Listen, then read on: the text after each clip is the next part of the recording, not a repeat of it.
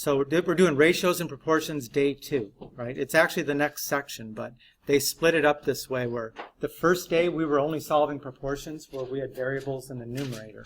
And in this section, not necessarily so.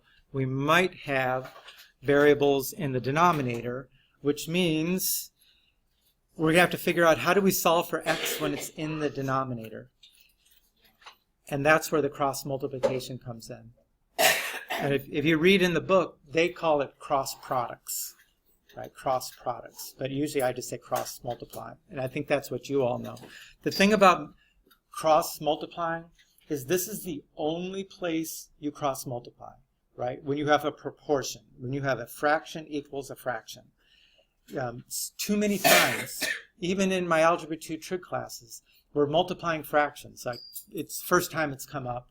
And we have to take a moment and say, okay, now how do we multiply fractions? And they say, cross multiply. No, that's not when you cross multiply. You only cross multiply when it's a fraction equals a fraction.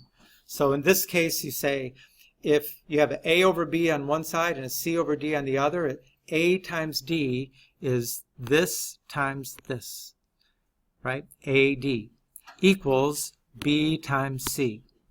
You know, to see it with numbers instead of just letters, if 3 over 4 equals 6 over 8, then 3 times x equals 4 times 6. So by taking that step, you just brought the variable up into the numerator so that now you can solve for it, because you couldn't do that when it was in the denominator. Okay, so that equation becomes 3x equals 24. And that's a one-step equation, right? What's the one step? Divide by 3, right? So x equals 8. So again, when you have variables in the denominator, cross multiply is the way you get them up out of the denominator. So then you end up just with something more like the equations we've already been solving. So let me show another one, okay? Cross multiply. Right, what's it going to look like when I cross multiply? I mean, again, you know, they say cross multiply because they were literally multiplying like that. Samantha? Hey, Julian. I didn't say sit back there. You said you wanted to sit there. Sit there. Right? So, cross multiply. 8 times 15 equals 6 times x. Okay? And now, you know, you may not take that step that says you just write it as 8 times 15. You might just like multiply it already. What's 8 times 15? It's 120. Equals 6x. And just because I like to, I'm going to make that 6x equals 120. Do you remember what property says I can switch sides of the equal sign? Doesn't change it? Symmetric. Symmetric property. Okay, now it's one step. Divide by 6, what does x equal? 20. Okay, so when you cross multiply, solve what's left. Now, if I fill this in, how do you check that? How do you check your answer to an equation? You just plug it in, right? So if I go up here and I write in 8 over 20 equals 6 over 15. You know, 8 is to 20 as 6 is to 15. But like Callie was saying, Callie, take out the electronics or you get partial credit for the classwork today. You understand? You could also say 8 is to 6 as 20 is to 15. You could like go across the fraction that way, right? It does work that way. I mean, since Callie asked it. Okay, you try that one. Okay, so we're going to cross multiply. 4 times 30 equals 24 times a. Right? That's 120 equals 24a. One-step equation, how do I solve? Divide 24. And you got a calculator for that? That equals 5.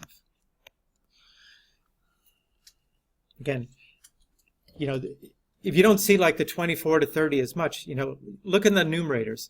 What do you multiply times 4 to get 24? 6. So it must be that whatever A is, you multiply times 6, you get 30. So that's 5. Okay, so this is the next level of complication here. Okay, now we got two variables. Okay, but still, they're variables in the denominator, so we're going to use cross multiplication to get them up out of the denominator so that we can solve it. All right, so cross multiply. 4 times x minus 3 equals 8 times x. Okay, by taking that step now, this is variables on both sides kind of thing, right? And what would be my first step to solve that? Distribute.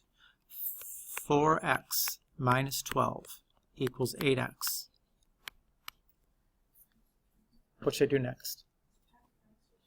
Subtract 4x. Good.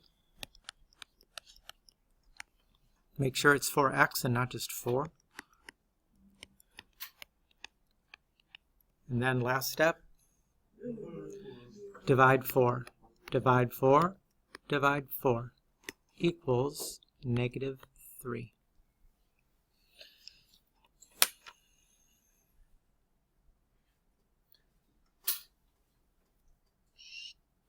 We good? Then here's your you try. Cross multiply. 3 times x minus 6 equals 2 times x. Distribute. 3x minus 18 equals 2x. Now, what do you suggest to be the next step here? You know, we've been saying up till now that we should try to subtract the lesser of the two variable terms, which if we did that, that would be 2x, which there's no problem doing it like that. But most of the time we don't end up doing it like that because we don't like leaving it like with nothing there. If I subtract 2x from both sides, then I get 1x minus 18 equals 0. Right? 2x minus 2x is 0. It's okay to have a 0. And then add 18, x is 18. Right? If you subtracted 3x from both sides, then on the next line it's going to say negative 18 equals negative x. Right? That's not solved yet. Right? How do I solve it for x? Multiply by negative 1. If you say divide by negative 1, that's fine too, but you multiply or divide by negative 1. But the answer was 18. Okay, so you can see here that variables are not in the denominator this time, but it's still useful to do cross multiplication. I mean, we don't want to we learned in the first unit, or maybe it was in the second unit, that if we have like m minus 6 over 4, that could be written like m over 4 minus 6 over 4. But that's just going to get things too complicated. I mean, it's much better to cross multiply, get rid of those denominators, right? Let's make it 4 times m equals 5 times m minus 6. Make sure that that m minus 6 is in parentheses so that you got to distribute. Okay, and now solve. 4m equals 5m minus 30. And what would you recommend now to solve?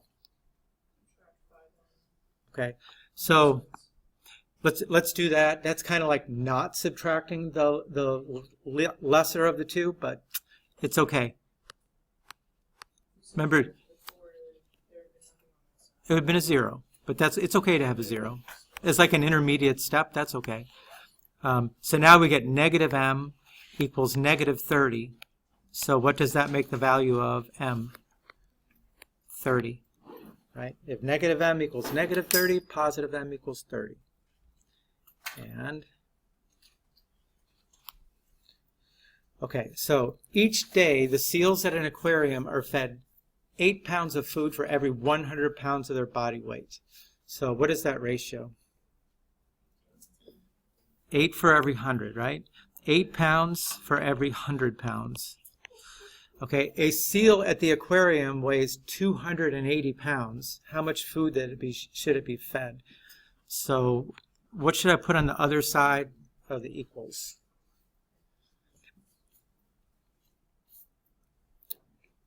Right, this is, yeah, it might help like to say, in the numerator, we've got the pounds of food. In the denominator, we've got like the body weight, right? Body weight. So we need to make sure we've got it in the same order on the right, right? So if where does the 280 go, numerator, denominator? It's got to be in the bottom, right? 280. And so what we don't know is how much food should it get? Okay, there's a proportion we can solve.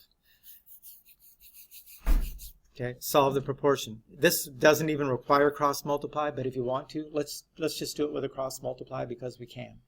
Right? That'll be 100 times x equals 8 times 280. What is 8 times 280? 2240. And then last step would be divide by 100. Divide by 100. And x equals, remember when you divide by 100, it's like moving the decimal place over twice. So 22.4 pounds of food. Ooh, that's a lot of food. Think of all the food they've got to get into a zoo. A lot of what? Steak. Did it say what kind of? It didn't say. Maybe he's getting vegetables.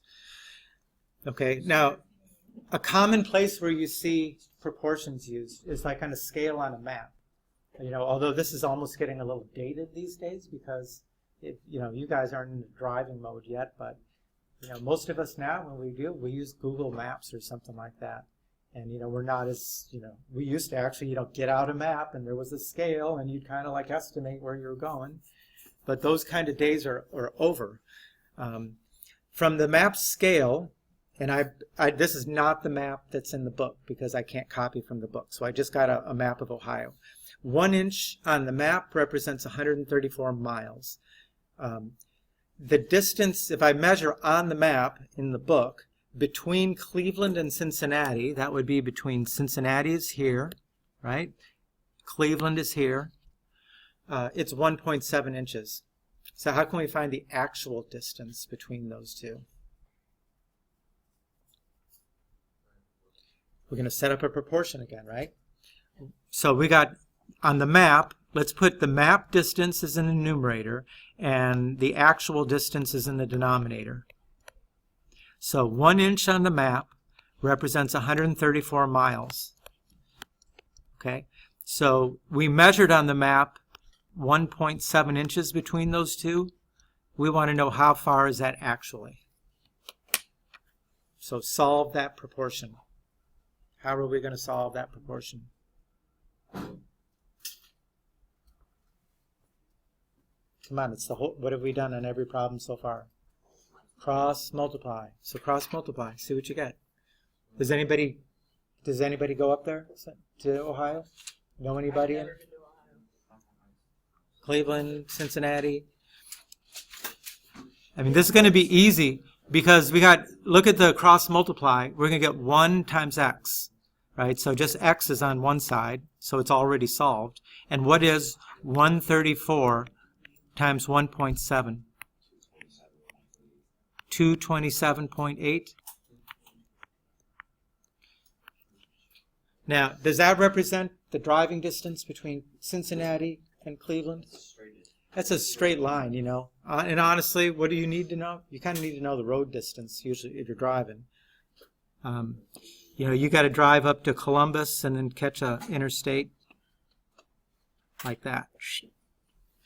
Okay, so that is a short lesson. All right, that's the homework. You should take out a book, work on the homework.